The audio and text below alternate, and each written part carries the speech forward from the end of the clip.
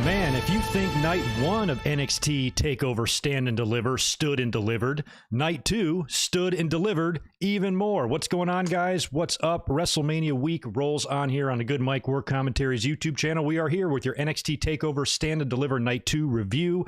This show was badass.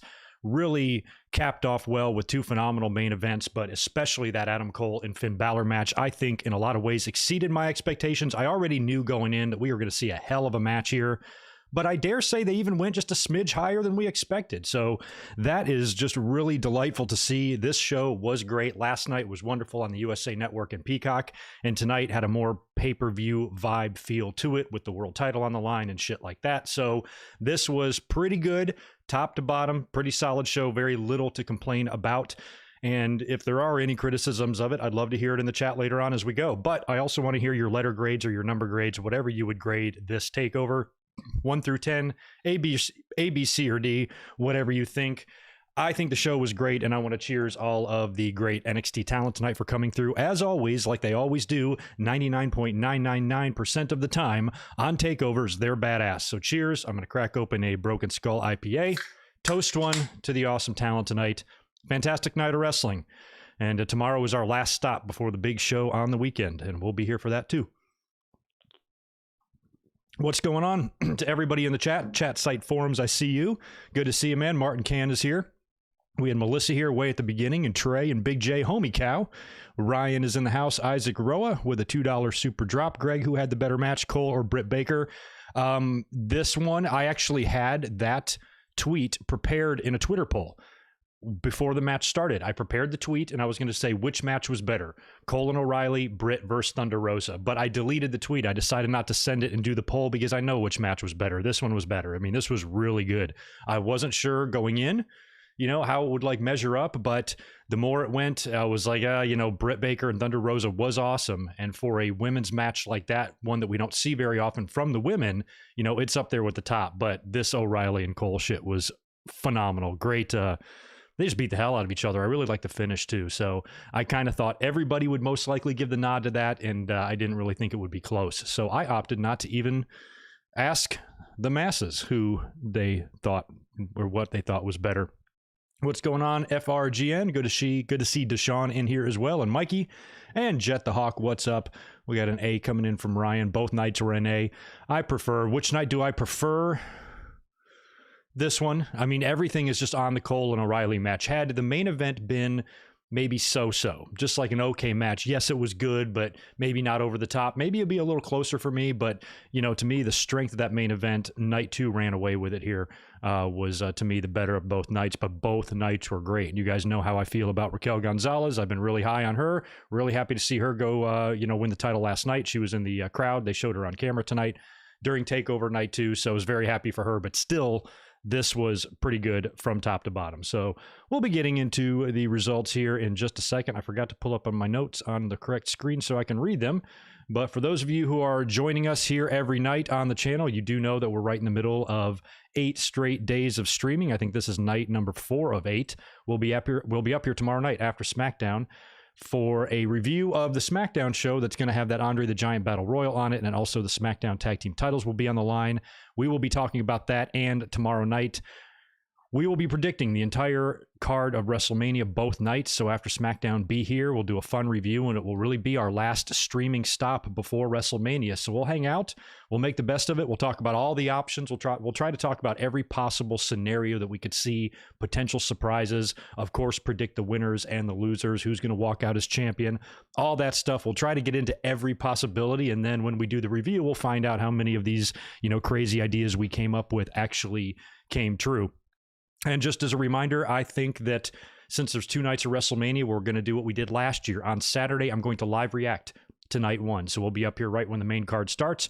Join me here on YouTube, and I'm going to be live reacting for that. We'll probably stick around and talk about the show after the fact, but my full, you know, kind of comprehensive review will come on night 2 after the show when we come up and review both shows. So live reaction Saturday, full review of both shows Sunday after the show. Just keep that in mind. And if I have time to knock out that Jericho on Broken Skull Sessions, I will, and maybe you guys can help answer a question for me. Usually when these things are released, they're usually up at midnight the night before. Like, you can access them all day. But I've seen the advertisement advertising Jericho and Broken Skull sessions after WrestleMania. So I don't know if it debuts after WrestleMania or maybe it just airs live. I don't know, but I'm assuming you can catch it beforehand. So if I can watch it ahead of night 2 kicking off, we'll be sure to get into it during the review. Otherwise, we'll hit it on the post-Mania Raw review coming up this coming Monday. So that's kind of a little bit of what to expect on the channel as we move through the week. Thank you to everybody that was here last night for the Night 1 review. That was fun. Check that out. It's on the channel right now, along with all the WrestleMania week videos, including Tuesday's Hall of Fame review is up as well. So all that's there. We're having a good time. It's WrestleMania week. For those of you who are here, low audience so far, but smash that thumbs up. I am sorry to hear that. Has DMX passed away? I know he was not doing well. Looks like that's the case. That's a bummer, man. Knew he was kind of life support, vegetative state. Heard all about that for the past, I don't know, I guess a week or so. That's a bummer, man. Excuse me. Yeah, that's a shame. I know he had his problems and, and drug issues as well. I believe that's what they said this was. That's a shame, man. Bummer. Rest in peace to DMX. Got memories of him, man. Anywho, we'll try to get back to wrestling if we can here. Cole and O'Reilly match of the year so far. Hell yeah. I'd be down with that. Santos Escobar did retain. I was rooting for him. I just thought he was the better guy to win this type of match when you got 2 cruiserweight titles. I knew the match was going to be fun. I would think it's really awesome that they opened with that. But yeah, I was kind of rooting for him hard, even though I think ultimately I really didn't care who won there. But in a nutshell, overall, I thought all the correct people won. I was not expecting, I didn't do predictions, but I just did not think Johnny Gargano, as hilarious as he is in this role with the way and the title and how crazy he is and everything. He's just good with the belt right now. No rush taking that off of him. And I didn't want to see whoever beat him just to be determined in a random series of matches, kind of like a random opponent, which is how all this came together. So I didn't think it was really time. And I was hoping he would find a way to retain here. So when he did, that made me really happy. And it kind of, I wasn't too shocked either, considering that earlier on, Candice and Indy lost their tag title match to Blackheart and Moon, so I didn't see the way coming up winless on this entire show and dropping a belt on top of it. So I'm glad that Johnny retained there. Really no issues with that. The title match surprised me that it wasn't the main event. I just wasn't paying attention. I actually wasn't home most of the day to really kind of sit and soak in wrestling and the pre-show stuff. So I'm sure this was announced multiple times because I kind of put on Twitter like, whoa, this is right now. And none of you really seemed surprised. So I think that this was known, that it was a double main event. And O'Reilly and Cole, some people said, hey, that has the better build. That should be the main event. Fair enough. Like, no arguments for me. There's the old school person in me thinks that the title should be the main event, but I know there's exceptions. And Cole and O'Reilly has been a fantastic program. They're kind of like the new Ciampa and Gargano. This match reminded me a lot of, the Ciampa and Gargano match, from a year ago when, they did that throughout the arena match, or whatever the hell that was. That was a kind of edited cinematic type of deal, but kind of like a regular match at the same time. This kind of had shades of that, and these two, given their history and their friendship, and now this bitter rivalry and this wedge and split between the two of them. Now it's so hate-filled, and there's police involved, and it's unsanctioned, and these guys literally have said the words kill and murder the other guy in their promos here. It's a pretty deep issue, and this was awesome, man. I just thought they would just beat the hell out of each other. It would be your typical type of thing you'd see from them, but I think they even took it a few steps further in a couple directions that I didn't see coming, and that I thought was a really nice addition to the match. So, overall, like I said, very little to complain about. And last night marked the end of the Wednesday Night Wars. NXT starts this Tuesday unopposed, and I think they're off to a good start. They've got a really good, solid group of talent there. When you think of their 2 new champions now, Karrion Kross and Raquel Gonzalez, and you still got that great supporting cast and Finn Balor and Cole and O'Reilly. And you have to wonder, now that WrestleMania is coming up this weekend after the fact, is anybody going to get moved up? And based on who won and lost on these last 2 TakeOver shows, you've got some options there for some call-ups. You could do Finn Balor. You could put him back on the main roster if you wanted to. I really like him in NXT, but what does he do now? If he stays there, you could probably say the same thing for an Adam Cole. Maybe he could go. Maybe an Io Shirai would also be fun to see her get moved up. Toni Storm, who dropped a match on the kickoff yesterday, is another option. So you've got some possibilities of guys that could move up and be seen on Raw or SmackDown after WrestleMania. But for most of them, I'm in no hurry to see anybody go to the main roster because we see what happens with that. Best example of that in recent history is Keith Lee. Think about how awesome he was in NXT and think about who he is now. So we don't want to rush on that, but likely we're going to see somebody. So who do you think it will be? If we do, I leave it to you, my friends. Let me knock out a couple of super chats before we start getting into the match-by-match results, and we will start with the kickoff that I missed, but I did see the results of a tag team match that took place on there, so we'll talk about that first. We've got Hunter Stowe in with $5. Thanks, dude. Appreciate it. Was Adam vs. Cole a 5-star match? I don't know. I'd have to maybe watch it twice.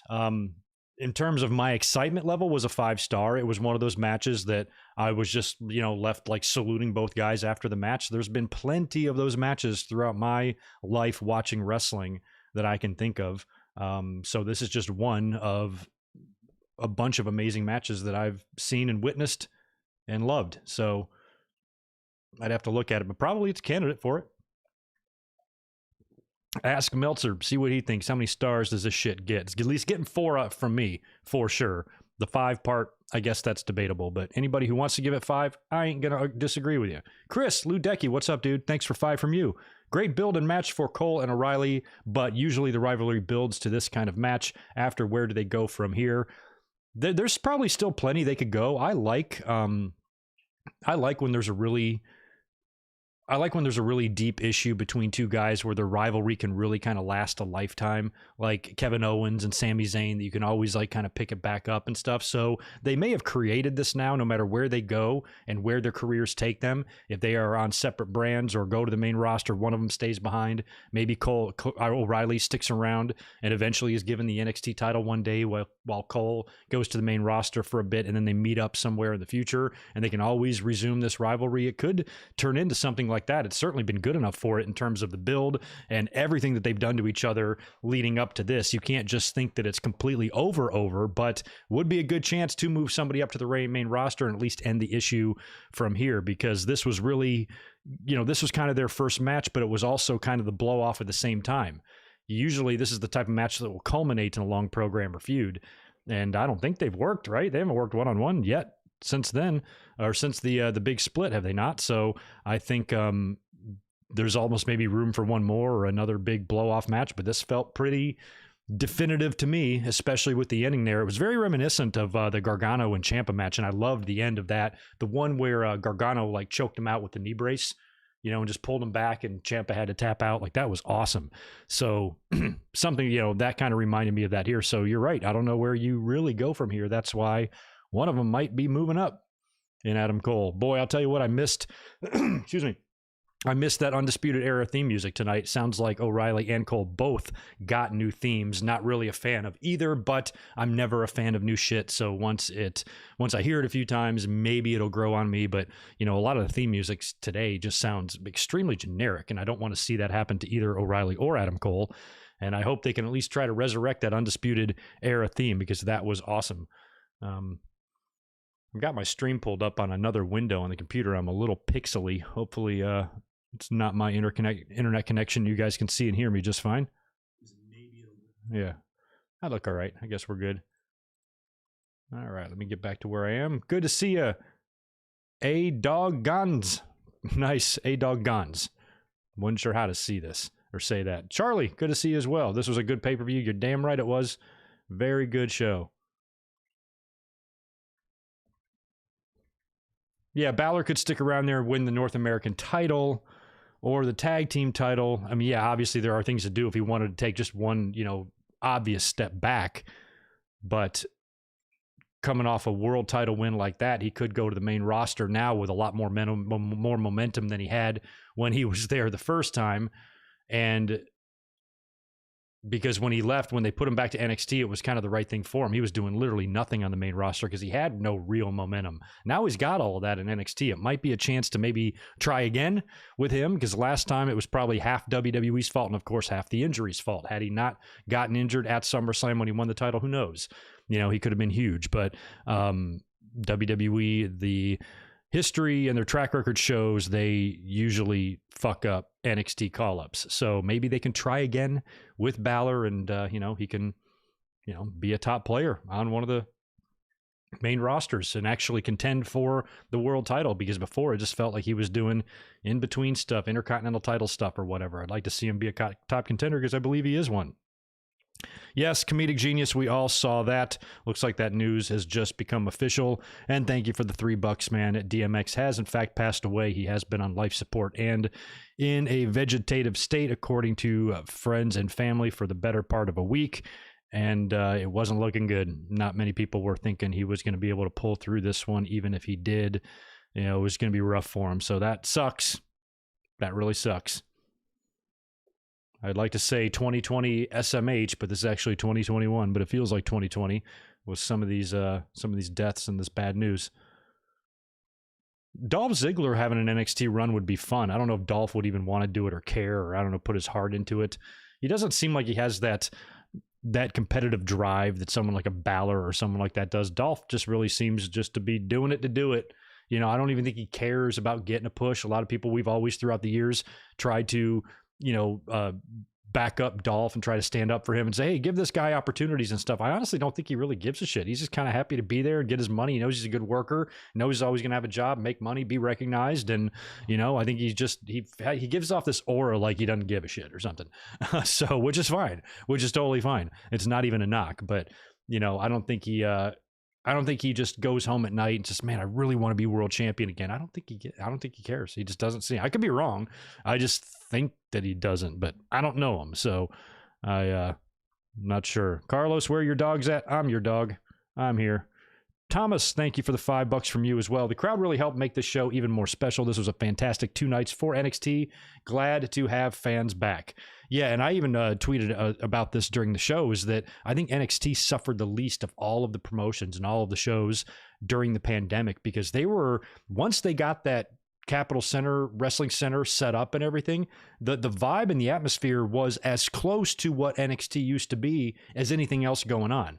AEW was even performing in front of fans for a short time there before the pandemic hit, and the Thunderdome doesn't come anywhere close to replicating what it used to be, even though it does give you some atmosphere and some noise and things like that. It doesn't do as good a job as replicating pre-pandemic days as NXT does, because NXT, when it was at Full Sail, was smaller. You could hear a lot more. It was a lot quieter anyway with that smaller crowd, and you could hear a lot more going on, and it felt more intimate. With this combination of virtual and these virtual like Thunderdome like screens in the Capitol Wrestling Center, to me, look better than the big wide open bright blue Thunderdome or whatever. It just looks better, the darker vibe to it. And when you combine that with some humans around ringside and you have those two effects together, I think it best replicates what NXT used to be better than any other wrestling brand out there. Impact, of course, is still an empty arena mess. Daly's Place is what it is, and the Thunderdome is too. But NXT, I think it's still not the same as it was. I'd still much prefer have those 400 fans at Full Sail. But compared to how everybody else is doing it, NXT has a really good kind of thing going there with their setup. I think it looks awesome. I love the use of the video walls.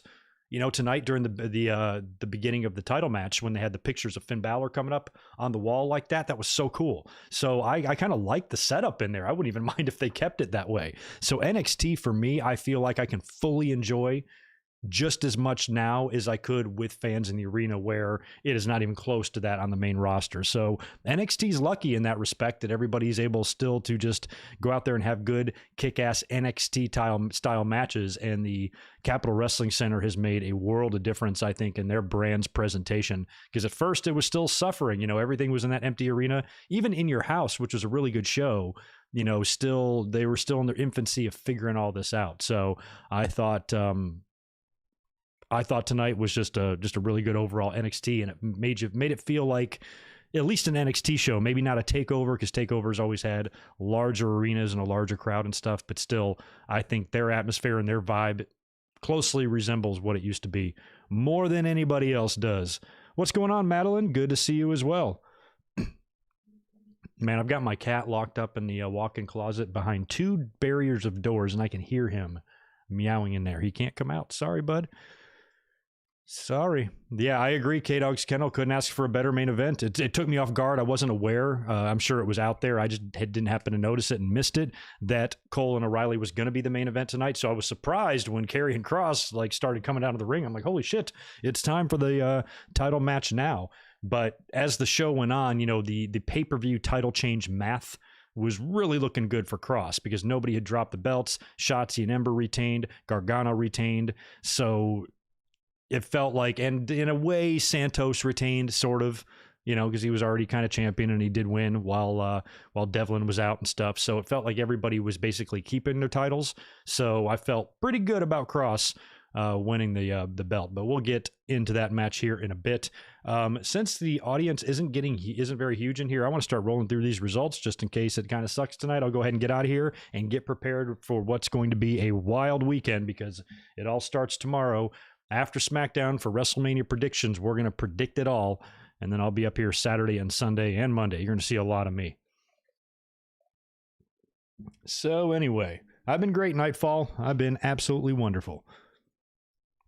Yeah, it feels like an underground club. Even in the main event, the referee kind of reminded me of like the old Raw Underground refs. Didn't they wear just black like that?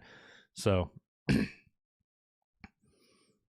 Yeah, and in a lot of ways, I'm happy I thought Balor did an excellent job with the title, but I'm glad to see them kind of pick back up with Karrion Kross. That's what I was hoping they would do initially. A lot of that was just the shock and sadness that he got injured in the first place and didn't want to see him have to relinquish the title. So, of course, I was like, when he gets back, I hope they just pick right up where they left off. Everything should be fine, and they can go forward, and hopefully he'll have a good, nice, long run, and they're decided to go that way, and I'm still happy about it. I think Kross is good. He's got just an awesome kind of gimmick and presentation, although not quite sure what he was wearing tonight. Not my favorite type of attire. I'll just pose it to you like this for like the anti-AEW people, the Jim Cornette type of people. What do you think they would say if Kenny Omega wore the same type of gear Karrion Kross would say? Or Karrion Kross wore? I think the comments would be somewhat negative and maybe even a touch homophobic from that part of the audience. So it wasn't really my favorite look for Karrion Kross, but I still very, very much believe in him as a wrestler and in him as a character and a presentation and all of that. And I like, kind of a strategy that he revealed on TV, saying he's going to go to a more deliberate, brutal pace. I saw some people complaining on Twitter that the match was slow and boring. You're not going to have jump off a skull in every match. This is more of an old school match. You don't have to do a whole lot to tell a story sometimes. And there was a lot of submission attempts and counters throughout this thing that I found very enjoyable. And I thought the match overall, I was fine with the pacing of it. I don't mind, a breath of fresh air sometimes and going in a style of match when everything that you see, especially on a TakeOver, is so balls to the wall. So something like this, I kind of appreciated. I didn't mind it at all. I thought it was a good World Championship Wrestling match. And that's, what we pay for, right? So I thought it was all good for the most part. I had, no issues with the title match at all. But anyway, why don't we rewind all the way back to the kickoff show? Like I said, I did not watch this, but apparently Killian, Dane, and Drake Maverick defeated Breezango to earn a tag team title shot. I think they might get that on Tuesday. I'm not sure if there's an exact announcement for that, but we've got MSK as the new tag champs. They're not going to be dropping those belts in their first time out. So I'm sure they will retain over Drake and Killian once that happens. Main card time, Poppy opened up again. She's been doing a number of takeovers. We had Nita Strauss doing the anthem last night. Poppy opens with a crazy-ass concert that almost gave me a seizure. She has her little song, and that's that. We open up with the Cruiserweight Unification title ladder match. Santos Escobar and Jordan Devlin, both belts hanging above the ring. And we knew this one was going to be nuts, especially when it got the HPK stamp of approval with him shoving the ladder into the ring, signifying the ladder match at TakeOver. And I knew this was going to be fun. Excuse me, I'm coughing like last night. So it started out, typical ladder match. They don't go crazy at first, and that kind of ramps up a little bit. They start using the ladder as a weapon more, start diving off it a bit more. And it didn't take long for Wilde and Mendoza to show up. I was surprised that Legado del Fantasma came out that quickly, but they did. They attack Devlin. They throw him into the steps. Devlin's able to recover. He, he basically turns the tables on Santos, and within minutes of this attack happening by his cronies, he's hitting a Spanish fly from the fucking ladders onto Escobar, which was insanity. Great spot, probably my favorite of the match. They're both the finish was pretty good. They're both up there at the top of the ladder, and they had already had that other ladder pre-placed in the ring leaning up against the top turnbuckle, which you knew that was going to come into play at some point. I thought it was going to just be sitting there used as a weapon. I didn't know they were setting it up for the finish spot. So Devlin gets shoved off the ladders, and he basically crashes through that bridge ladder and breaks it, allowing Santos to be up there all by himself. The only thing I wished was that he would have done the Razor Ramon thing where he just kind of, because at WrestleMania 10, he just grabbed both belts and just basically laid all his weight on him, and he just pulled him right off. He almost pulled the whole damn rigging down from the ceiling. So I was kind of hoping he would do that as a little tribute to Razor, but he took his time unhooking each belt and basically retains the Cruiserweight title that he already had, and he's now the undisputed Cruiserweight champion, which I think is the right call there. I like the faction. I think he's really good. I think he's he's a Cruiserweight who has a badass side to him, and we haven't really seen that, in my opinion, since Neville, and he's got a little bit of that packness in him. So I like that about him, that he's a Cruiserweight that doesn't just do flippy shit. He's a Cruiserweight that can fight you too, like we saw him do with Karrion Kross, which is another example of that. So I was happy there, even though he won the title in a heelish way, getting help from his cronies. He still celebrated in a babyface way on the stage with his son, who put the mask on. When the son put the mask on, I thought -1 had jumped ship, but this was Escobar's son, and celebrated after the match. Kind of a nice moment there for the heels, which was kind of weird. And the winner of that was getting no complaints out of me. I was happy with the outcome there. After that, we got the tag team titles, the women's tag team titles, on the line with Shotzi Blackheart and Ember Moon defending the titles against The Way, Candice LeRae, and Indy Hartwell. I would love to see Candice and Indy win the tag team titles, because I think they would be hilarious in those segments and those all the stuff they do on TV with The Way and Johnny Gargano. And if you add more belts into that equation, that could just add all the more fun. And imagine if, like, Austin Theory is the odd man out, the only one without gold. They can mess with him and fuck with him and stuff. So I'm really into the idea of Candice and Indy winning the tag team titles, but I'm also not into the idea of hot potato in these things so damn much. They just created the titles, gave it to Raquel and Dakota, who then lost them immediately. And this is the first, I think, tag title defense on TakeOver, and probably only the second, maybe third overall. That might be even over pushing it there for Ember and Shotzi. I didn't think they were going to be winning here. This was a good match, though. Probably the funniest spot in the match where Ember's working over Candice, and she kind of does a suck it motion with her arms, and then just forearms Candice right in the face, and Candice just sells it. But like a very Triple H-esque 1999 sell, just kind of wobbles and then falls forward. She's great and hilarious. Ember Moon wound up hitting the Eclipse, followed by an immediate senton by Shotzi onto Indy Hartwell to retain the titles. So they won there in a really good match. I thought that was a really good women's tag team title match. We'll see. I mean, we have women's tag titles on both brands now, and I much prefer matches like this. I haven't really been happy with anything the women's tag titles have done on the main roster. I mean, maybe at first Bayley and Sasha were a good team and everything, but it feels like those titles have been filled with a lot more disappointment than happiness. And so far, even though they introduced them in a weird way, I didn't agree with them crowning champions for just giving the titles to a team only for them to lose them, instead of just doing that match and crowning the new champions there. I thought they did that in a silly way that didn't make any real booking sense. But other than that, they've kind of recovered here, and so far the matches have been good, and this was good. But maybe in the future, Candice and Indy, because I like Indy. I think she's got potential. She's got really good size and everything, and the more she develops and continues gaining experience and stuff, I think she can be really good. And I love The Way. I love every single thing they do on TV. So if you want to add more gold into this faction, Greg ain't bitching about that. We then go to the crowd. We got this new NXT signing, this Gable Stevenson guy. He's this highly touted, another Minnesota boy. I don't know why Minnesota develops and just births these great amateur wrestlers, but this is another NCAA champion out of the University of Minnesota, Gable Stevenson. Really highly regarded. We've seen a little bit of him in the news lately when he won the Division I championship in the heavyweight division. He did a backflip and celebrated, and I think even tweeted Vince McMahon. That kind of caught the attention of WWE. They brought him in. He's getting a lot of comparisons to Brock Lesnar, maybe even more so than that Parker Bordeaux kid who just kind of looks like Brock. This guy's got a similar track record as Brock. Went to the same school, similar accolades, and he's a fucking Olympian. Apparently he's going to be a part of the Team USA wrestling team as well. So he's in WWE now, and Stephanie was there, and he was kind of waving to everybody. And how annoying is she? I don't know. I don't know why I have this irrational animosity towards Stephanie. But when she's sitting there with him and she's standing next to him and she's clapping, she's got that look on her face. She's like, you know, and I don't know what it is. She's got this, something is like really just corporately phony about her. And I've always loved Stephanie. I thought she was a great character. She's one of the best heels in wrestling. I always thought she was just a sweetheart when she was younger. And I loved her as the evil, evil billion-dollar princess, spoiled brat type of character. I thought she played it great. But as this like corporate executive, I just can't stomach her. I don't know why.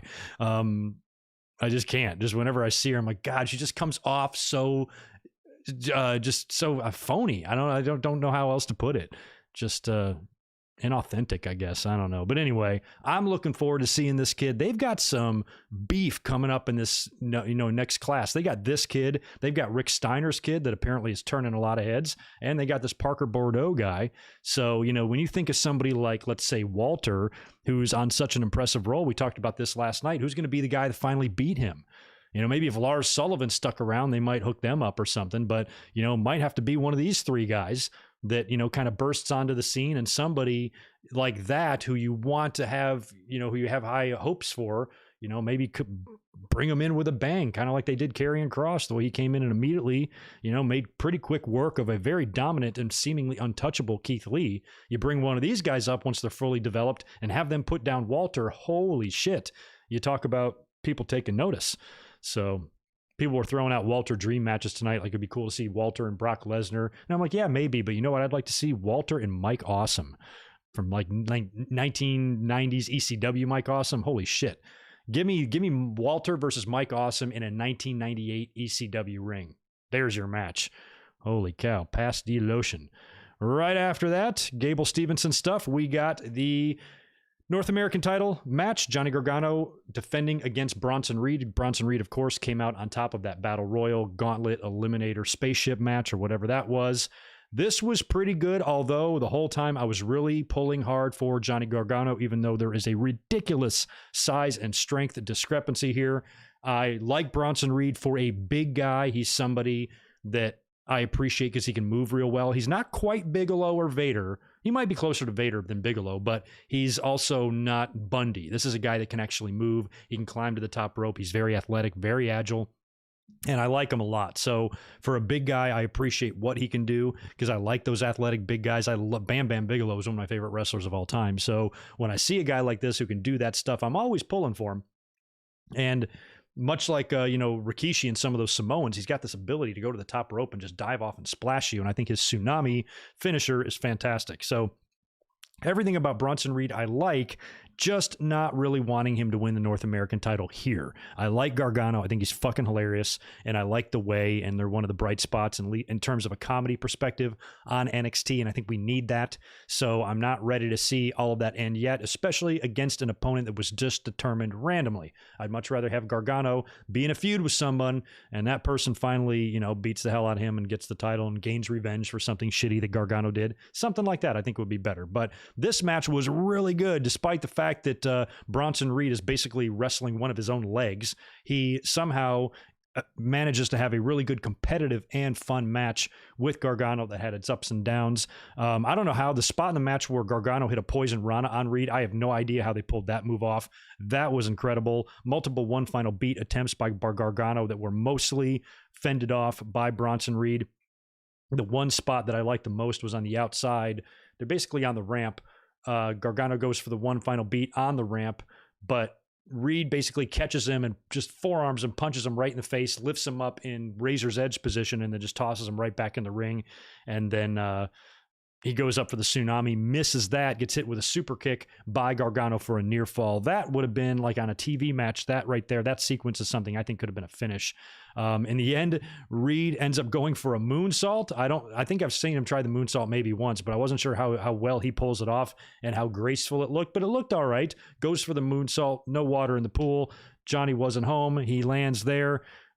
Gargano recovers, hits not one, but two final beats on Bronson for the win to retain the title. And I like the fact that they included that second one there, because as soon as he went for it, I don't think he even attempted the pin. And that was smart. I like the fact that he went for it knowing that that's not enough to put this cow down. So pick him up and hit him with another one. This guy's huge. He's strong. He's big. You got to, hit him with a little bit more than that. So Johnny was smart enough to know that. Takes two final beats to hit Bronson Reed to retain. And I think that was a match to where, I wouldn't really be worried about calling this a burial or anything like that for Bronson Reed. Really good, hard-fought match. He came close, fell short. I'm sure there would be a time when he has his day, but I like that. That was surprisingly good. I didn't think it would be as good as it was, and it was also probably the one match on the card I was least interested in, because it was just, the opponent was just decided, like in the series of matches the day before. It was random. So didn't feel like title change territory for me. So didn't really care much about the match. So that was a pretty good undercard though. Those matches were really good. They were fun. They were exciting, and they set us up for one hell of a double main event, kicking off with Karrion Kross versus Finn Balor for the NXT title. That was amazing. Before we get into that, let me go over and just knock out a couple of super chats real quick, and then we'll get into the final two matches. I have a disturbingly low amount of likes on this video. Can you help me out, guys, and hook me up with a like? I'd appreciate it. Charlie, if you're leaving, good night, dude. See you later. Who'd I miss? Spectra, there you are. Thanks for the $5, dude. Hey, Greg, did you go over the main event? I'm about to. It felt incredibly slow, in my opinion. I enjoyed the NXT title match. Despite it being too slow, it told story better. I didn't think either match was too slow. Maybe the NXT title match was like a little slower and more methodical than some people are used to and stuff, but that was Karrion Kross's strategy. I think that was done on purpose. That was, he said as much in his vignette on Wednesday, how he was talking about going back to basics and his roots and striking and judo and MMA. And, like I said, you don't need to dive off skulls. Sometimes it's fine, but you don't need to do that in every match. And sometimes you can tell a story in a simple way. I'm a simple guy. I kind of like my story simple. So I really didn't have a problem with either match. And with Cole and O'Reilly, you also have to remember they were going like 30 minutes here. You don't go balls to the wall at first.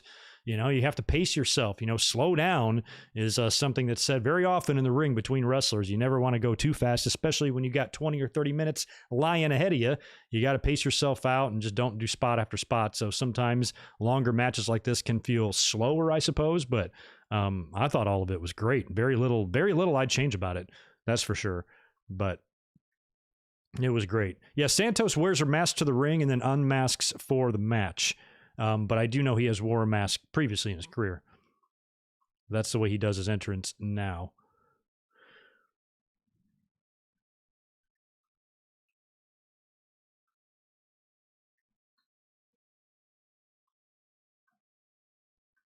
Okay, so excuse me. Oh, wow, look at that. So all of those are rest in peace DMX hashtags have now changed to not DMX, did DMX, and rapper DMX continues to be on life support and is in a vegetative state. So yeah, maybe it's not over yet. Right when we started the podcast here, somebody mentioned that he had passed away. Of course, I've got Twitter pulled up over here. I'm seeing nothing but RIP DMX, and now that it's kind of changed, and I guess word is out. I'm in the middle of doing a podcast right now, so I can't look into any of the validity of any of this, but whatever's going on, we just hope for the best for him and his family, regardless of what the deal is. But either way, like we said earlier, when we thought he had passed away, either way, it didn't look good.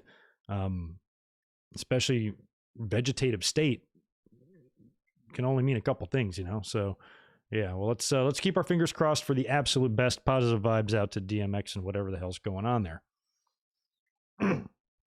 I appreciate that little surge in likes there, guys. Thanks. Keep it up. Let's get to the final two matches on the card now. We will start with the NXT title match. Finn Balor defending against Karrion Kross.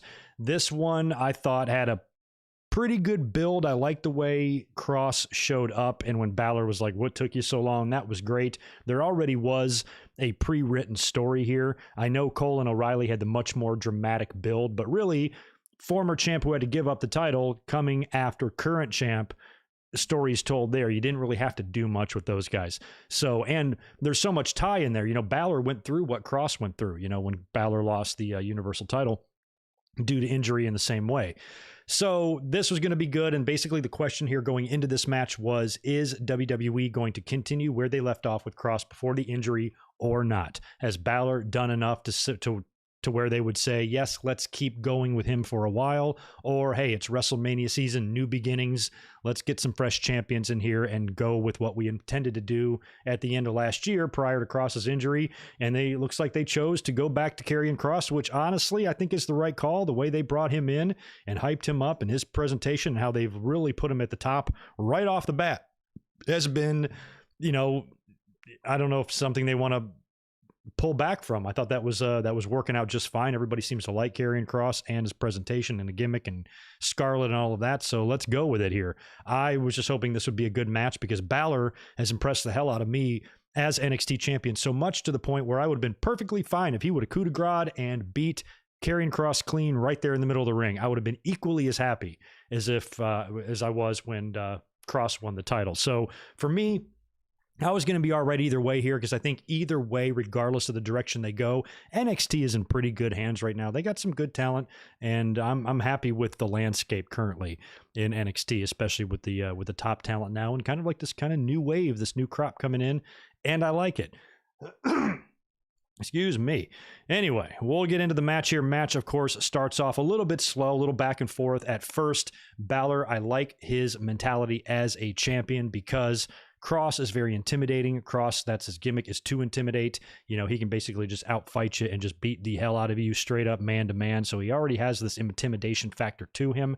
But Balor is a guy with a ton of experience and a lot of international experience. And he's been champion and in this company now for a while. And he's been on top of the mountain several different places. And he knows, and he doesn't sweat shit, including a tough guy like Karrion Kross. So I like the fact that he was basically taking it to him at first, not really showing any fear.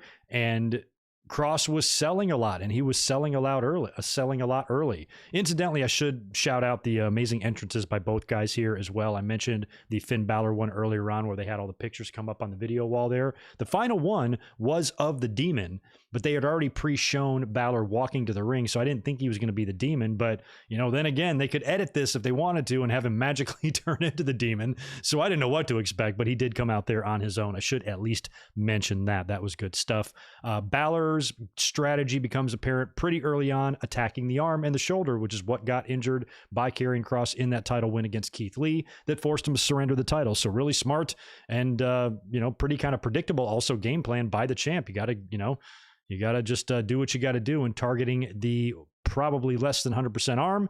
Good way to do that. So Balor works that a lot. Kross, a lot of back and forth, like I said, between the two. And I saw a lot of comments on Twitter about how much Karrion Kross was selling, that maybe he was selling a little bit much. I didn't think so. I think Finn Balor is a very credible champion and a badass in his own right. And I think if you're going to win the title, you know, unless you're trying to get the guy over as the next Brock Lesnar, where he's just going to go out there and squash this guy in 5 minutes, you know, Finn Balor should, you know, go out fighting here and let him know, hey, if I'm going to pass the baton to somebody else, you better know that you had to do everything you had to do to knock me off that mountain. It's going to take a hell of a man, like Dusty Rhodes would say. So I was perfectly fine with what the amount of punishment Kross was absorbing from Balor. I thought it was fine. Just love the match in general. Things finally seemed to be kicking in high gear about, you know, maybe 7 to 9 minutes in there, and then shit started getting real. Kross at one point does kick out of the coup de grace, so they set the thing up where Balor goes to the top, he hits it. You feel like if that was going to be the finish, that was it, but you also feel like if you're going to crown a new champion, this is the chance to kick out of the finisher. Very reminiscent of Raquel Gonzalez last night, kicking out of the beautiful Io Shirai moonsault that nobody had done. So doing that to Balor was kind of like, oh, out, that's when you knew, oh shit, he's probably going to recover here and win the title. That's what happened. After a little bit more back and forth, it basically just ends right in the middle. It ends with Balor, kind of getting to his feet. He's a little wobbly, and of course he's standing right in the ring, right in perfect position for Kross's finisher. He comes charging in from behind, nails Balor with the forearm to the back of the head, covers him for the pin. 1, 2, 3. New NXT champion. Right call, I think, there. Like I said, I loved Finn Balor, but let's see what Karrion Kross can do as champion. I thought it was a good match for what it was. I mean, this was a more, old school style of a match where they didn't get too crazy. I like the fact that, I'd much rather see a match with, Northern Light suplexes and moves like that than, top rope moonsaults on the table. So a lot of the stuff I really enjoyed from the two of them, and the fact that it did give you a little bit more of an old school feel, and there was a lot of holds and counter holds and shit like that going on, combined in with a little mixed martial arts and striking and all that stuff. And I thought the story in there was perfectly fine. And as a match to pass one championship belt off to another person, I thought it was just peachy. No issues really with it at all. Karrion Kross now is a 2-time NXT champion. He'll be carrying the flag here for a bit, and we wish him all the luck in the world. We like Karrion Kross here. We like Scarlett, thinks it's badass. We'll see how it goes. We'll see how WWE treats it. We'll see how he's booked. We'll see if they get the urge to move him to the main roster so quickly like they did Keith Lee, and if WWE can somehow figure out a way to fuck him up, because I think there's at least a decent chance that they will. But so far, so good for Kross. I'm glad that it basically looks like now no harm really done. I don't feel like he's lost that much momentum in between surgeries. Yes, I think it would have been best if he wouldn't have dropped the title at all, because then you have to wonder, let's backtrack a little bit. Let's assume that he never got injured, because WWE doesn't have this much planned in advance. So if he never got injured and he kept the NXT title, he'd probably be dropping it tonight, correct? Don't you think they would have had him run with it and had somebody else beat him for the title? Who would that person have been? Would it have been Finn Balor? Would they have held him away from the title all that time to put it back on him here? Or shit, I don't know who else it would even be at this point in NXT. I'm curious what the trajectory and the plan would have been had Kross not gotten injured. What do y'all think? Could have been anything. Could have been anything. He could have retained here. He could have just continued on his run, held the belt for a year like Adam Cole did.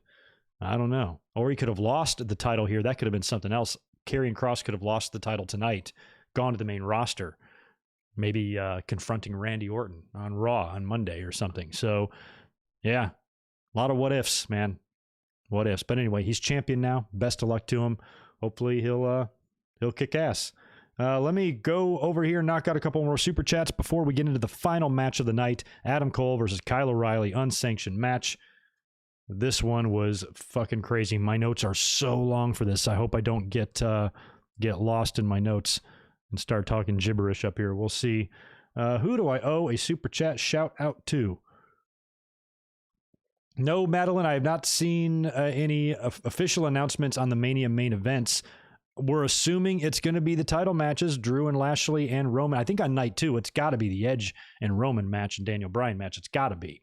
Night 1, I think that's the one that is debatable. Some people think it should be Sasha and Bianca. I'm cool with that, especially if they want to have Drew McIntyre be the first person to come out in front of fans and do the title match right to kick off the show. I'm cool with that too. So I'm probably not going to have too much to bitch about either way, but I think if there is one main event that we're not sure about, it's probably night 1. I think night 2 is pretty much set in stone. Thanks for another $5. Spectra, last super chat for a while, out of work with COVID. Well, don't be super chatting me, dude. If you're out of work, keep your money, man, please. And thank you again, dude. But man, just take care of yourself, get better, and don't worry about us or especially me. Please take care of yourself. Who's the better NXT champion, Cole or Balor? Thanks for these great streams, Greg. Well, thanks for being here, man. Who's the better NXT champion, Cole or Balor? Cole is pretty damn impressive, man. I'm going to go Cole, but only due to the length. Balor was a great, strong, fighting, kick-ass champion, but even he was injured a little bit there with the jaw thing. So I think Cole just had a much longer track record there, so I'm just going to have to go with him based on that. Fix my mic there. Spaz Phoenix is here. Go shoot Spaz a subscription on his channel right now. Thanks for the $5, dude. Started a retro NXT series tonight called NXT Rewind. for anyone interested, NXT Arrival 2014 is the first episode. Man, it's amazing we can start thinking about retro NXT shows. NXT to me still seems like an incredibly brand spanking new concept because I've been watching wrestling for so long. But really, yeah, it's been around for, I guess, around 10 years now, and maybe more like a 7 in terms of being on the network and shit like that. The NXT Arrival, what was on that? What was that? Why do I think it's Sami Zayn and somebody? I don't know. I don't even know what the fuck that was. Or was that even earlier than that? Maybe that was Neville or something. I don't know. I don't even remember Arrival. But those are good times, man. The early days of NXT to see how they've evolved into now. But yeah, go check that out. I'm sure they're going to have a good time reviewing some of that stuff. And thanks again for 2 more. Shout out to Greg in the chat. Hope everyone's well. We appear to be. So far, we all survived NXT TakeOver, and we're here. It's Mania Week. It's a blast. It's a blast. 5 more from you. Again, I hope Cole stays in NXT and Kyle heads to SmackDown to join Owens, Bryan, Cesaro, etc. That would be cool. Thanks again for that one again, Spaz.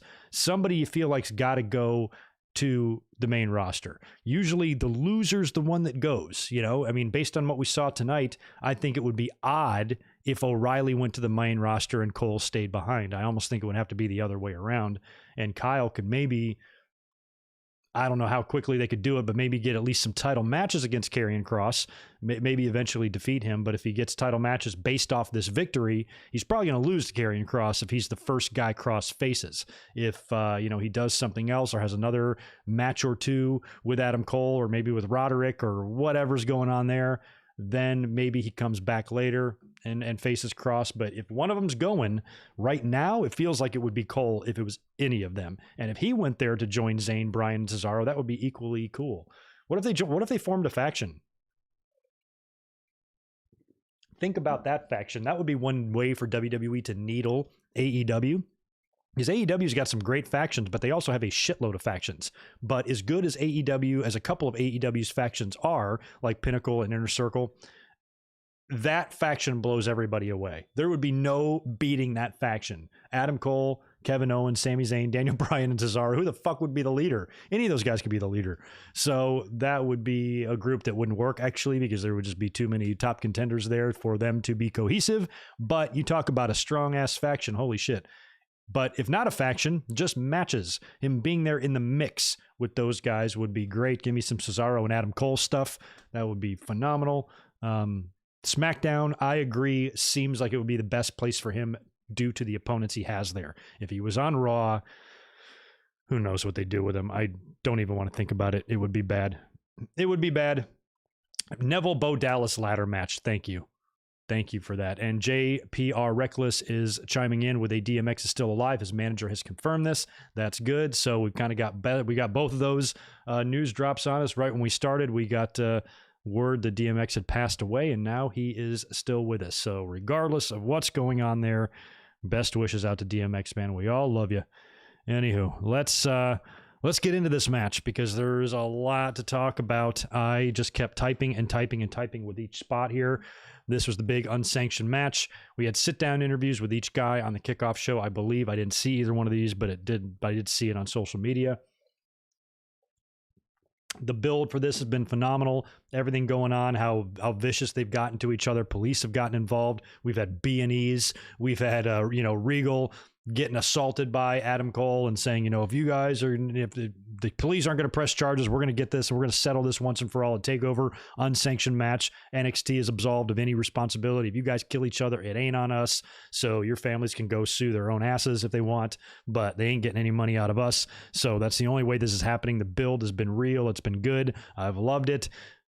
Undisputed Era's got a ton of history. This was going to be great. We knew it was, and it was appropriate. I'm actually no complaints out of me for this being in the main event. I'm old school, and I think it should always be the title, but I also understand that there are exceptions to that, and I think this is one, acceptable exception to the rule here was this match. I thought it was great. I'll be hitting these super chats here in just a minute, guys, as soon as we talk about this main event. Like I said, it sounds like we've got new theme music for both. I don't know if O'Reilly's come out to the ring or either guy have come out to the ring to these songs yet. I haven't remembered them or heard them, but man, I really missed Undisputed Era's theme here tonight with both of these guys. We'll see how the music grows on me or us and if we turn out to like them, but music just sounds so generic these days. I worry that we're just not going to get that awesome music anymore from the Undisputed Era. That's kind of a bummer. Both guys basically come out swinging. There's so much bad blood here. They are just, they almost had this like Marty and Shawn moment where they came together and started beating the shit out of each other and swinging for the fences. Chairs seem to be the weapon of choice early on in the match until Kyle O'Reilly goes out underneath the ring and retrieves a chain. So they had traded a couple of chair shots and there was a couple laying around in the ring. Finally, Kyle ups the ante with the chain. As he's getting in the ring with it, he's hit with a pretty violent, like, rude awakening neckbreaker onto the chain, which was pretty good and looked awesome. Cole, in a really good-looking, creative spot here, winds up taking the chain and hitting a clothesline on O'Reilly with the chain, like basically blasting him across the face and neck with the chain, and immediately then converts that into like a chain-assisted backstabber, wraps the chain around O'Reilly, bam, hits him with a backstabber for an extremely close near fall early on, and that really set the tone, I think, for just amazing spot after amazing spot. So that was really good. And that's when I really started saying, okay, I can't take my eyes off of this match because it's going to be one amazing thing after the other. After that, the next fun spot was the Shining Wizard onto O'Reilly while he was sitting in a chair with another chair behind him, and he just basically just crumples over, collapses in on the chairs. Great looking bump, and that was sick. I mean, it was shit like this, just one after another. They find themselves on the outside of the ring after that. Kyle O'Reilly hits a suplex onto Adam Cole, onto what appears to be a Japanese WWE table, because that son of a bitch did not break, with a suplex, which is amazing. Cole is then selling the suplex on the outside. O'Reilly's farting around somewhere else. He comes back. Cole is kind of laying in wait, and I can't remember what he had. It was either like a TV monitor or like a light, some piece of production equipment, and he nails O'Reilly right in the face. O'Reilly goes down. He then, I think, tosses O'Reilly in the ring and then goes underneath the ring to retrieve a toolbox. And the first thing I thought of was that Hell in the Cell. Because I think the last time a toolbox was introduced into a match without disqualifications, it ended in a fucking disqualification. So I was like, please don't do some crazy ass finish here. So he gets a toolbox out and a tire iron. So he's got pliers, he's using pliers on O'Reilly. He's got all sorts of fun tools to use here. O'Reilly fights out of this by hitting like an awesome, like Dean Ambrose-like rebound clothesline onto Cole, which he sold like $1 million. Awesome spot there where O'Reilly has got a cross armbar on Cole with the chain. He's got the Cole all wrapped around Adam Cole and the chain around Cole's face and everything. He's trying his hardest not to tap out. O'Reilly then kind of turns that submission into a triangle choke, still with the chain wrapped all around Adam Cole, which just looked awesome and brutal. Cole wound up using the tire iron to get out of that, whaps Kyle O'Reilly on the head to get out of that submission. Otherwise, he would have had to tap out there. He was just all sorts of fucked in that situation. I was surprised he did get out of that because, again, like I've drawn comparisons with Ciampa and Gargano, I think that match that they had where he's just choking him out with the knee brace, it kind of reminded me a little bit of that. And I'm like, this might be the finish, but it wasn't. They start, being spent, and the spot in a lot of these like older school matches, these long brawls, you do the spot where both guys are on their knees throwing haymakers. They kind of do that here, except they're both sitting in chairs, which I thought was funny. They're both sitting in chairs, and Cole immediately starts talking smack, and they're exchanging blows while like sitting in the chair. I think Cole punches O'Reilly, and O'Reilly punches Cole or kicks Cole right back, and then finally, Adam Cole, while they're kind of just getting up out of the chairs, he nails Kyle O'Reilly with a low blow, finally, resorting to that sort of attack, and nails him with a low blow. And as he's getting up, I swear to fucking Jesus, this was the stiffest super kick I have ever seen. I cannot believe how hard he hit Kyle O'Reilly. How he did not break his jaw, I don't know. And this was before the replay. I didn't even need to see the replay. As soon as he hit him, knee slap and all, even though he hit his knee slap, and if WWE, you want to fine Adam Cole, I'll pay the fucking fine, assholes. This was a awesome looking super kick, and when he hit him, I lost my mind. And I just immediately was like, show the replay, show the replay, show the replay. I wanted to see it, and his whole jaw, it reminded me of like that final Jackass movie where they had all the slow motion cameras, where they would punch the guy in the face and the skin would like come off the skull. It was like that. It was so gnarly, and Kyle took an enormous super kick there. He just had a mouthful of a boot. I cannot believe how he kicked out of that, and that he kicked out of that. So somehow survived. Cole, after that, decides, I don't think he really thought this one through. He decides to knock out the official, just punches the official, knocks him right out, tells him to shut up because the officials giving him all sorts of shit about the assault and everything. And he just basically gets frustrated and mad, knocks out the official, and then immediately hits a Panama Sunrise onto O'Reilly, but no ref there to count it. So he basically has the match won, but the dumbass knocked out the ref. That's kind of stupid. That's what you get. So Adam Cole continues the assault on O'Reilly on the outside of the ring, just continues to beat the shit out of him. He's on the outside of the ring, taking him all up the ramp, ramming him into the barricade, and just kicking his ass.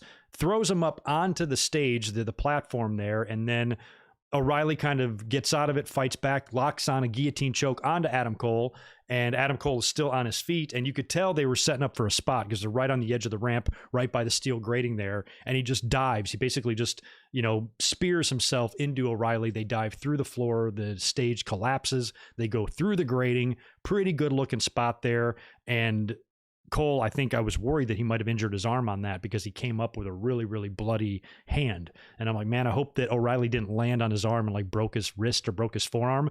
And he was selling it pretty good too. I was really worried that he injured himself, but as the match continued here, it looked like he was all right, but pretty good spot there. And then it was pretty cool the way he got off the ramp and he basically just tore a hole in the side of it to get into Kyle O'Reilly and drag him through the hole. So you would think in a normal match like that, something like that would be the finish, but he drags him out through the stage, which is crazy. He's got that bloody hand. He drags him all the way back into the ring, but O'Reilly immediately falls back out of the ring, just completely out of it, does not know where he is. He's out on his feet. The referee comes to around this point and is kind of begging Adam Cole to kind of lay off O'Reilly a little bit. And then I didn't catch what he hit on the steps. I think it was either a driver or a pile driver or what he did. He hit some sort of crazy ass move. I didn't catch it. I was writing notes and I missed what he did to O'Reilly on the steel steps, which was just crazy. Rolls him into the ring immediately for another really close near fall. And this time there wasn't a whole lot of like emphasis on it. O'Reilly just tipped his shoulder up just a little bit.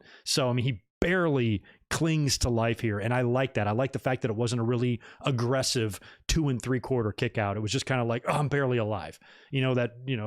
Last breath before you die. I thought that was good. That's why these guys are fucking professionals, man. It's the little things like that that I think are really, really, really effective. So after that, we get Cole coming up to hit a last shot. He misses, and then Kyle O'Reilly locks in a leg submission with the chain. He's got the chain all wrapped around there, I think, as well, but Cole grabs the chain and nails O'Reilly to get out of that, but that was another really close kind of a submission situation there for Adam Cole. O'Reilly counters a Panama Sunrise into his, I don't know what that is, kind of like a GTS neck breaker onto the knee type of thing that he hits onto to Adam Cole, and then he starts to get serious. He grabs his knee pad, he pulls down his knee pad, and he goes for Adam Cole's own move. Cole is just in prime position, just kind of wobbly on his knees, and O'Reilly hits him with a perfect-looking knee padless last shot for an extremely close near fall. And I was even thinking, I'm like, no way.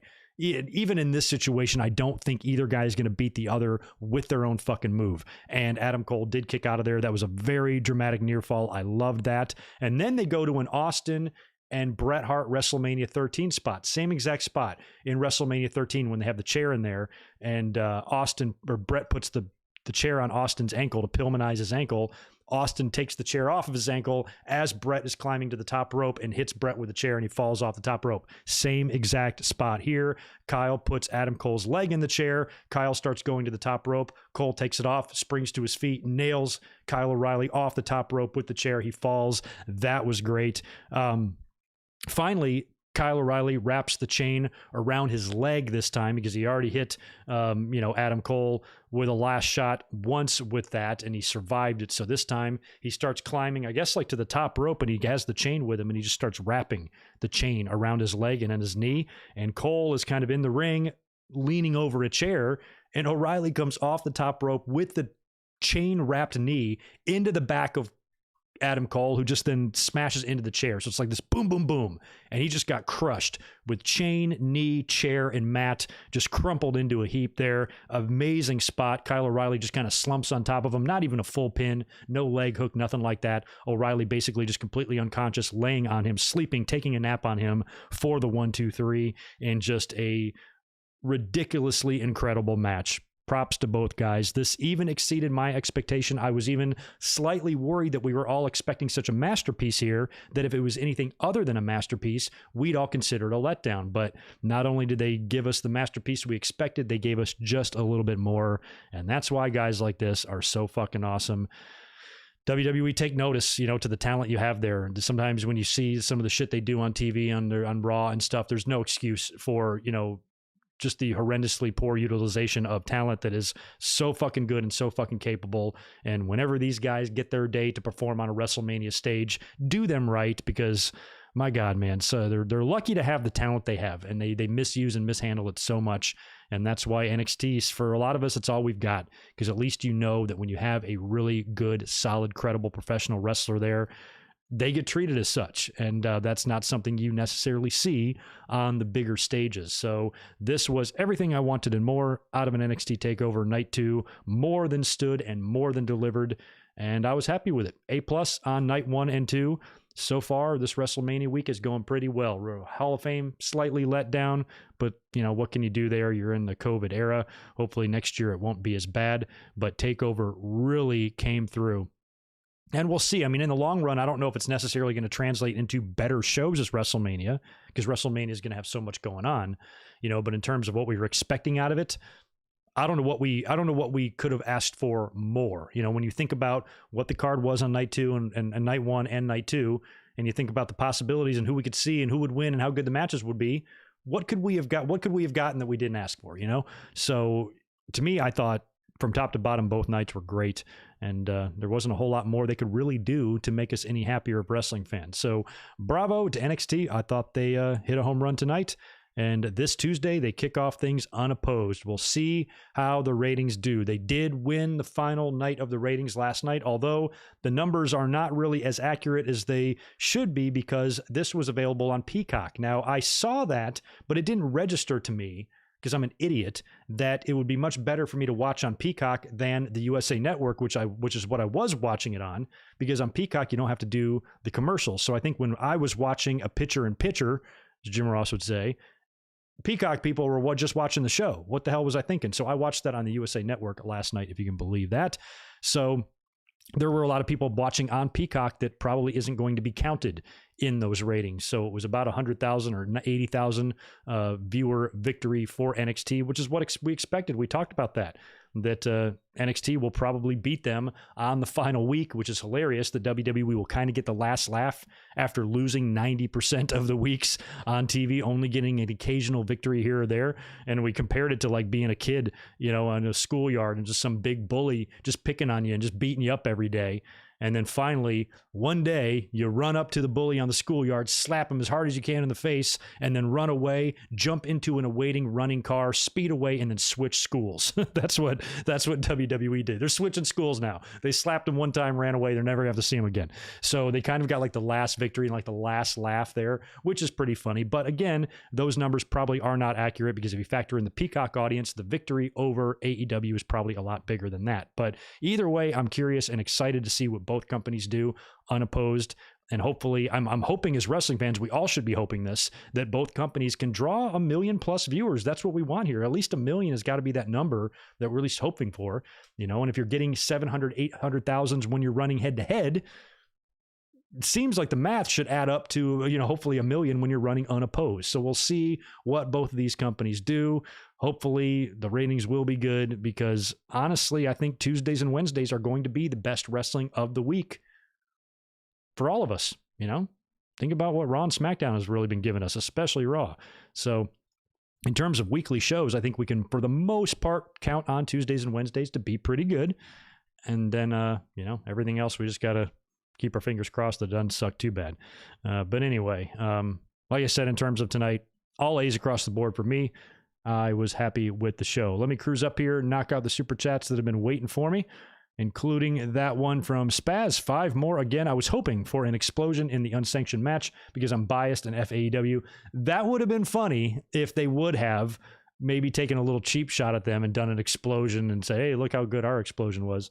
That would have been funny, but, might also not been needed. I wouldn't want to sacrifice the attention of what Adam Cole and Kyle O'Reilly have built for a cheap shot at another company, you know, like that. To me, that would be an insult to Cole and O'Reilly, who have done so well in this. And the whole thing is building to them taking a cheap shot at the competition. It's a Bush League move. It's a Bush League move.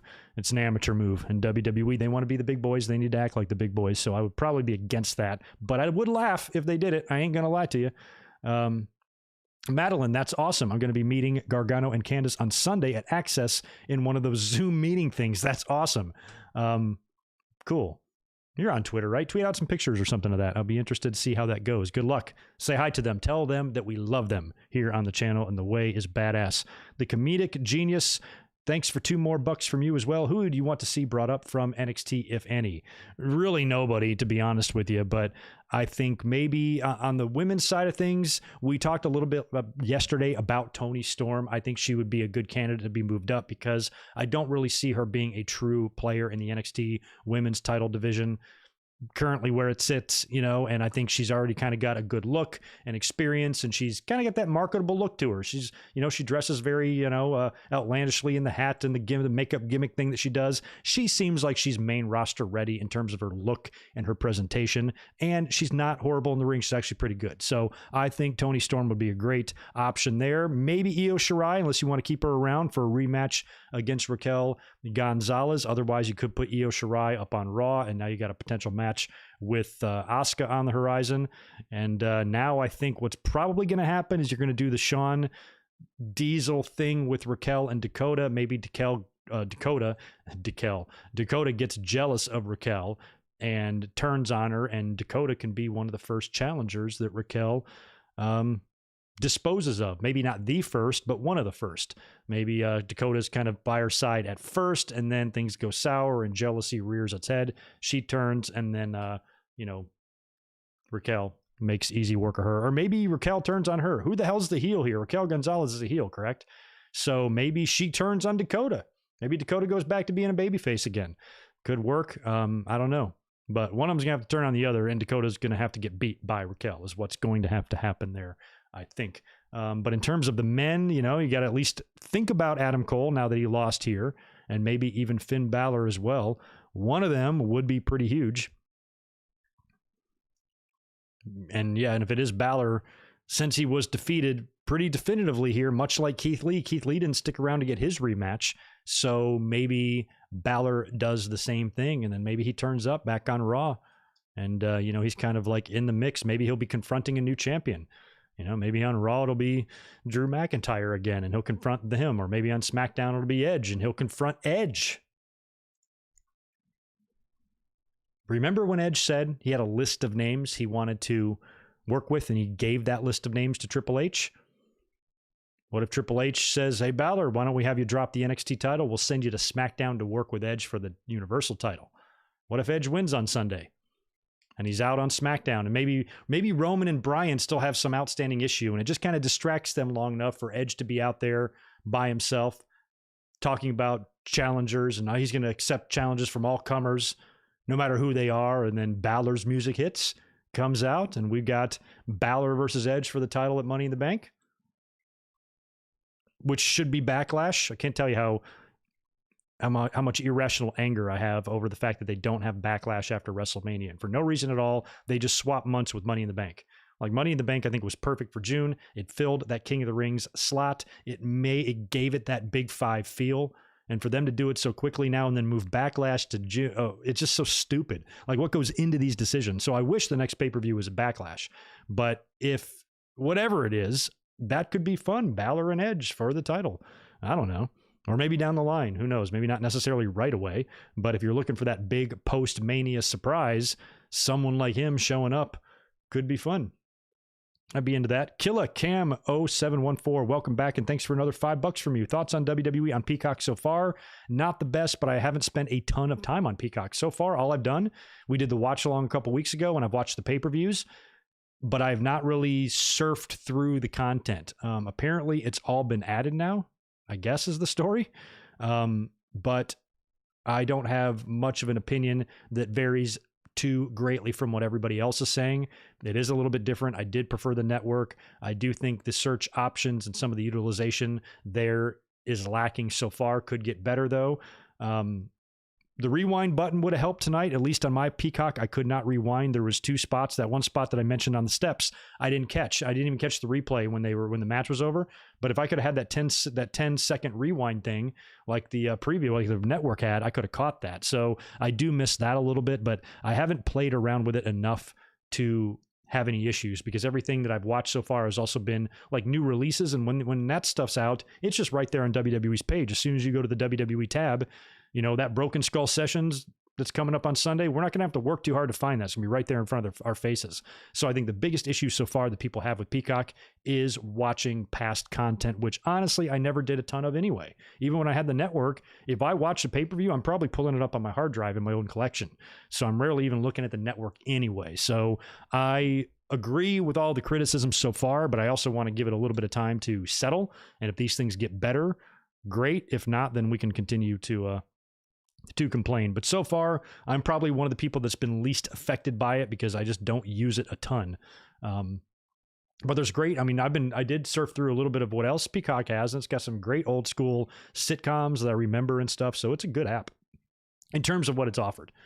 The interface and all that, that's up for debate, but at least what's on there is pretty good stuff. It's pretty good amount of content. Oh man, Deshaun, thank you for that reminder. I've got to watch that trailer. I know it's out. It's about a minute long. I've not seen it, but Dark Side of the Ring returns for season 3 on May 6th. And thoughts on the episodes. I saw the, the post or the announcement of the trailer today, but I did not watch it. I know we've got the Ultimate Warrior. Now I've forgotten who they are again. I think it's Warrior and Pillman. I've completely forgot. I saw the entire listing today too, and I already forgot. There we go.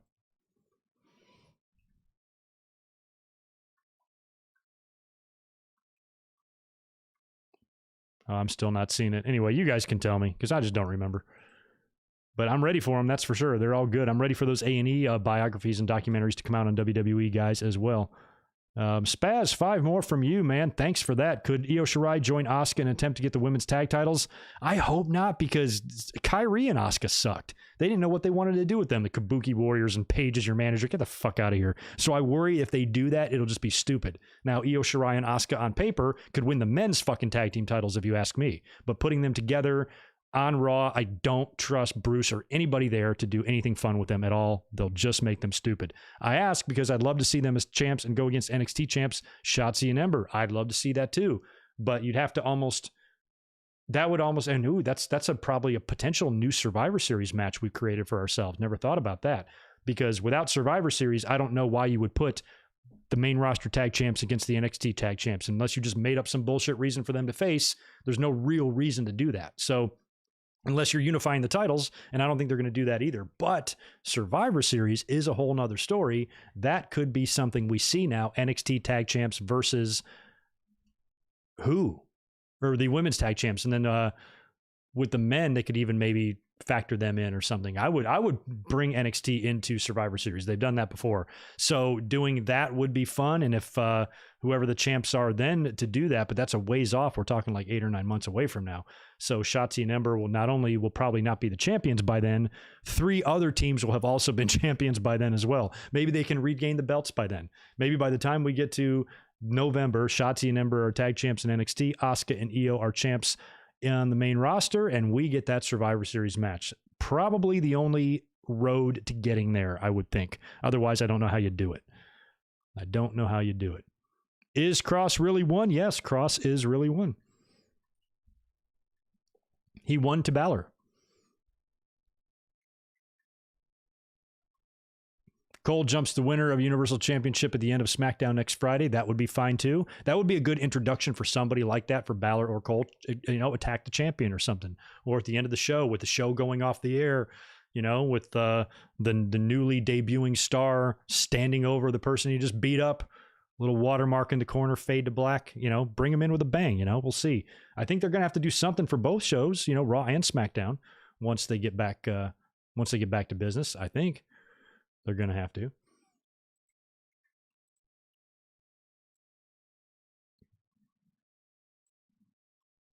Where'd we go? There we go. Thank you for that, Madeline. Brian Pillman, Nick Gage, that's right. Collision in Korea. Oh, and Grizzly Smith. And I know that. I just saw that earlier now, of course. I remember. Yeah, the Ultimate Warrior. Today, I believe, is the anniversary of his death, I saw, which I'll never forget that back in 2014. I was doing commentaries at that time, and I was so spooked by that because that was so bizarre. What a weird vibe that weekend gave. WrestleMania 30 was weird because you had the Ultimate Warrior going into the Hall of Fame and then his speech, and then the next day he died. But our emotions are already tied in knots prior to this because The Undertaker loses his streak, and that was like kind of shocking enough and gave us this kind of weird feeling. And then when Warrior died and the timing of his death, to me, I was just like, I thought it was in some weird alternate reality. It was so weird and so storybook. I remember I feel guilty about speculating. I'm like, did he kill himself or something? Like, because Warrior's always been a very eccentric, kind of a weird guy. And the fact that he got this final closure in wrestling, Hall of Fame, big speech talking about breathing your last breath on Monday Night Raw. But we're good. I'm still seeing a really, really pixely screen for me. I'm going to try to pull one up over here. Hopefully that'll settle down once we get going. Anyway, I think we might have had a quick, brief little pause there due to the software just shutting down, but it rebooted. We're good. Hopefully all is well. Yeah, and K-Dog's Kennel is right. You know, kind of the eulogy on Raw was just spooky, you know, and it just made us like, I had no idea I just was blown away that he passed away in the timing that he did. You know, if it would have been 24 hours later, that would have happened in the ring, you know, right there on Raw in front of live TV on night after WrestleMania. People would have thought it was a fucking work. Because I'll just never forget. It was like it reminded me a little bit of the Eddie Guerrero death, because I'll just never forget the visual of OneWrestling.com. Eddie Guerrero passes away.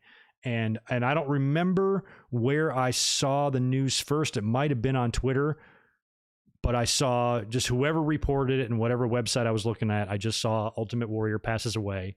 And I was like, I was like, what? And I just didn't even know what the hell I was looking at. I'm like, Ultimate Warrior from last night? From Raw? You know, and I was just floored. One of the most shocking things I can remember, just like I said, just due to the timing of it. It was just very weird, and boy, I got my tinfoil hat on. I was like, this is so weird, so bizarre. But yeah, 7 years ago, man, for the Ultimate Warrior, pretty crazy. That's going to be an interesting episode, and so is Grizzly Smith. That's going to be the gnarliest one, and that's one I don't think I want to watch because I don't like Grizzly Smith. Dynamite is no angel either. It's going to probably make you hate him. I know a lot of the details on some of the personal shit involving Dynamite, and it's not pretty, and I'm sure they're going to get into a lot of that as well. Pillman is probably just more on the tragic, sad side, even though Pillman had a dark side to him too. His story was, you know, more sad. Is going to be more along the lines of an Eddie Guerrero or something. And the Collision in Korea was always weird. So yeah, it's going to be a good lineup. It's going to be a really good lineup. Ooh, man, I like that too, Spaz. Thanks for that 5. The Demon returns at Mania to get revenge on Crispy Fiend. That's right, Demon and Crispy Fiend. That could work. We could get a new challenger for the Fiend, because the Crispy Fiend is going to win. He's going to beat Randy Orton, I think, at WrestleMania. At least I assume he will. Feels like he is. Yeah, exactly, Ryan. It was one of those situations when you're told, you literally think it's a joke, like it's instant denial. You're like, "What? No, that can't be right. No. I just saw him yesterday," kind of thing. You know what I mean? And there's only a few times in life when something like that crazy happens, and I don't want to compare somebody dying to the Undertaker's streak ending. Obviously, I'm not, trying to compare those situations, but for those of you who remember WrestleMania 30 and what the feeling that gave you, that's just like empty, half angry frustration. I don't know if this is good or bad, but I don't like it. I feel like my dog died type of feeling in the gut and the pit of your stomach after the streak ended like that. And then just to be hit with the most spookiest timing death of all time. It was a lot for my emotions to handle. I remember just being like, what, this is just all crazy. Like, you almost couldn't write this. You can't even make this shit up the way it was going. So it was just all that was happening at once. Plus you had that tied in with Daniel Bryan getting his big moment at WrestleMania 30. That was a really interesting time in wrestling, because it was the first time WWE actually changed gears, because the fans were literally going to blow the building up if they didn't do what they wanted. So that was all just a lot lot of emotions that weekend. And then the final ending there with the Warrior and all that, you know, that was all very kind of heartwarming. I was never a Warrior fan. Kind of always thought he was a little bit of a douchebag, or a lot of a douchebag. But the fact that regardless of what you think of him personally or WWE, the fact that they were able to come together and mend those fences, and Warrior could at least get remembered for, you know, what a big part of the history he was. I liked all that. That was all like a heartwarming thing. These are two sides that I never thought would come back together, much like Bruno, you know, was kind of the same thing. It was just like eerie and just surreal to see Bruno up there at Wrestle in 2013 going to the Hall of Fame. Like, never thought I'd see that. Same thing with the Warrior. And then literally the next day he dies. If it would have been a month later or 2 months later, it would have been different, you know, still would have been shocking and sucky, but it wouldn't have had that, like, just punch you in the face type of feeling that, like, really, like, God, he was literally just on TV. And then what he said and all that, just spooky, man. Spooky shit.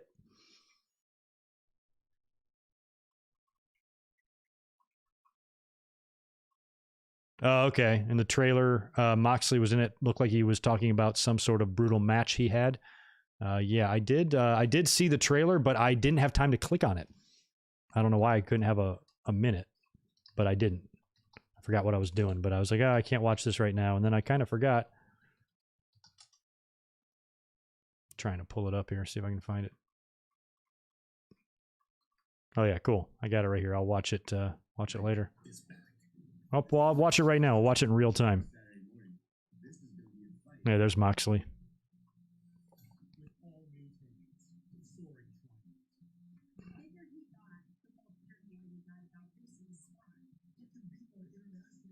The stunt doubles they have for the Dark Side of the Ring are incredible. They're so spot on.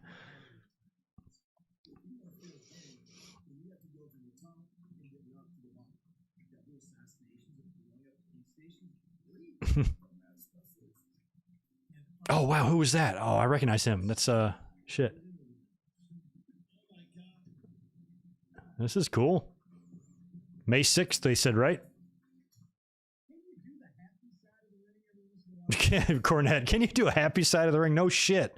I think we should do a happy side of the ring. Yeah, Pillman, Nick Gage, Collision in Korea, Ultimate Warrior, Grizzly, and Dynamite. Yeah. All right. May 6th it is. Are these going to be weekly? They're going to knock these out one week after the other? I'm excited. I am excited. Those are all really well done. We've caught most of the ones they're replaying right now where they're doing the sit down with the creators and stuff. Those are good. Yeah, wow. Looking forward to that. Yeah. Oh, yeah. That was the matches he was had with Nick Gage. Yeah, I thought Warrior would have reappeared, you know, and just like Warrior, at least he got his Hall of Fame in. Another person that I thought we would see more of was Randy Savage. Right when he died there, I remember just my heart being just flooded with joy when I saw him pop up on a toy commercial for WWE.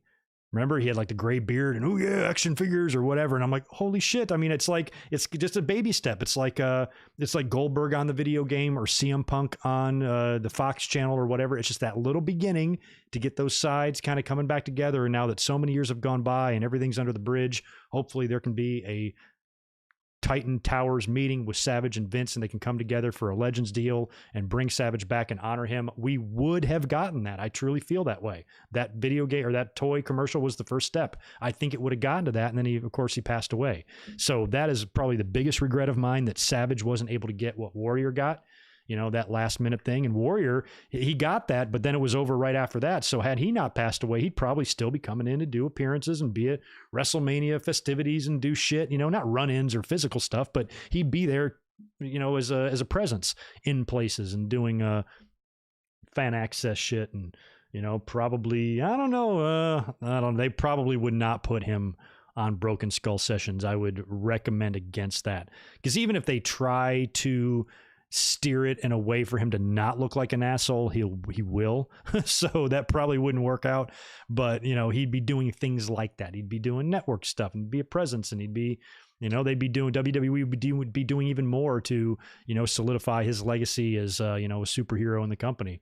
You know, and he lives on through the Warrior Award and all of that, which I think is very nice. And finally went to a person that that Warrior intended it to go to this year with Herring.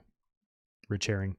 Spaz, appreciate 10 more from you. I'm going to wrap up these last few questions here and then bounce on out of here because you guys are going to see me tomorrow night as well. And I think tomorrow has a potential to be a pretty long podcast because we're going to predict all of WrestleMania, every match, talk about every scenario, every possibility, every potential return, debut, surprise, swerve, heel turn, title change, whatever. We're talking about it tomorrow. So be here after SmackDown.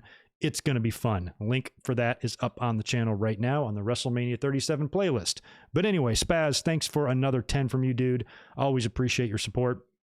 With Shane being the guy who ran Raw Underground, couldn't he be in a managerial role for a tag team of Dabba-Kato and Omos? I forgot about Dabba-Kato. Better than the Shane Braun feud and putting Omos with Styles. Could be. Omos putting him with Styles was a strange choice. I like the fact that he is going to be having his first match, on a stage like this, but he's also going to be in the ring with three guys that are going to take care of him. And Xavier and Kofi and AJ are going to make sure that he looks like a zillion bucks. So I'm okay with what he's doing, I guess, initially. But, a big team like that, Dabba-Kato and Omos, I just wouldn't even trust WWE to keep them together. They would eventually split them and feud them and, and that sort of thing. But that would be quite the duo if they were together. Holy shit. Couldn't even imagine that visual. That would be monstrous. Oh, I don't know, Matt. 18 episodes this time? I didn't think there was that many. That seems like a lot of episodes. 18 for Dark Side of the Ring? I don't think there's quite that many. But I am also really, really illiterate on the subject and should be more so. I remember reading about the Dark Side of the Ring stuff when it first came out about season 3, but I don't think that there's 18. I think that's a bit much. I think it's more like 8 or something like that. We'll see. Don't know for sure. Do I think Batista will headline Hall of Fame next year? Maybe, if the fans are back. But Hall of Fame next year is also in Texas, and that might have to be Taker's deal. I kind of think it might have to be Taker's night next year. But if not him, then yeah. Or Batista goes in next year, and he's not the headliner. And as long as Batista's cool with that, based on his history and relationship with The Undertaker, I think Batista would probably be cool with taking a step back in that. I certainly wouldn't care. I'd almost be honored. Say, hey, I'd be the headliner any other year, but I pass to you, Godfather, Undertaker, you please are our last, I insist, kind of thing. So he could, as long as WWE isn't hung up on him being the headliner and they don't give a shit, then yeah, put him in next year with Taker. They'd be a good class to go into together. I always like it when the classes consist of guys who have feuded. I just think that's fun. So it's happened a bunch of times, and I like it when it does. So that could be cool. Batista and Taker going in together. I'd be down with that. Otherwise, yeah, JJ Leg, you got a good point there. Batista being in the Hollywood Mania out here for 39 might even be better. Taker in Texas, Batista out here. I'd be cool there. I hope to be there for both of those Hall of Fame ceremonies. Definitely will be the one here in LA. And hopefully Tejas next year too. I don't know when John Cena will go in. That's just kind of up to WWE when they say, should we do it? Should we do it? I still think there's time. I still think there's time for John Cena to come back and have a world title run before we start talking about Hall of Fame. I wouldn't put him in yet. If I was WWE, I would hold him off for something big. I'd hold him off for WrestleMania 45 or something like that, I just wouldn't rush on Cena. I just don't think there's anything to wear because he's still young. And in wrestling terms, Sting is 20 years older than John, and he's wrestling right now. So I think Cena, provided he's healthy, could always come in kind of like The Rock did a match here or there. And you got to remember, they haven't even put The Rock in yet. So based on The Rock was in the previous generation from Cena, I'd definitely be putting The Rock in before Cena. He's older. He's been, he's a more long-term star. So Cena will go in, but I'm going to go, kind of minimum 5 years on that. I'm in no rush for Cena. I could wait 10. I'd be fine with waiting 10. Honestly, I could. I don't think it'll go 10. No, The Rock didn't go in 2008. Rocky Johnson did. Or I don't know what year it was that Rocky Johnson went in, but Rock put him in. It was the only really appearance he made, I think. Pretty sure it was 08. Sounds right because that was in Florida. You hope Dexter Lumis doesn't beat Johnny TakeOver? I hope he does. I like Dexter Lumis. Oh, The Rock inducted the family. I thought it was just was Johnson. Interesting.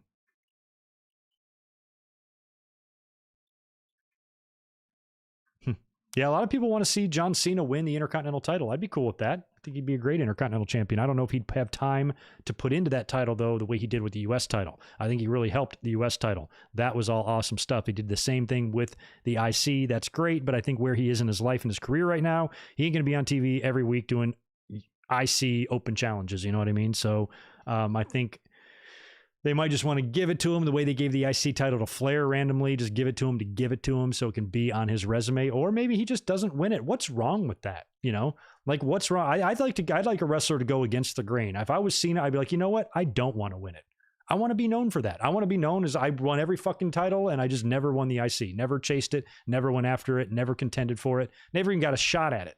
I think that would be an interesting thing. Why do you have to have every box ticked off? You know, maybe that can just be one random thing. It's not going to hurt his career.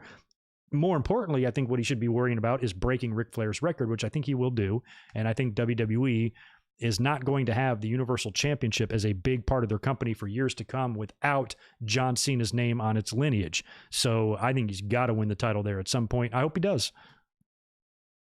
Built this channel mostly combating this Cena hate, and be a full circle moment for me too. So, oh, that's right. It was the Maivias. It was Peter and Johnson.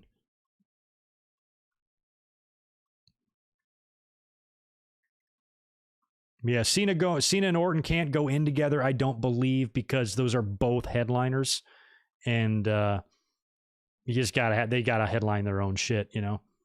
Be cool to have them in the same class, you know. I mean, you could even throw Brock in that too, but I think Cena, Orton, Brock, Batista, those are headlining names. Right now, we still have out there, I would say, we have a minimum of, what do you think, 6 headlining names? Those 4, Cena, Orton, Batista, and Brock. Taker is definitely a headliner, so that's 5. And The Rock, that's 6. Who else is out there that is just a bona fide headliner, no questions asked headliner?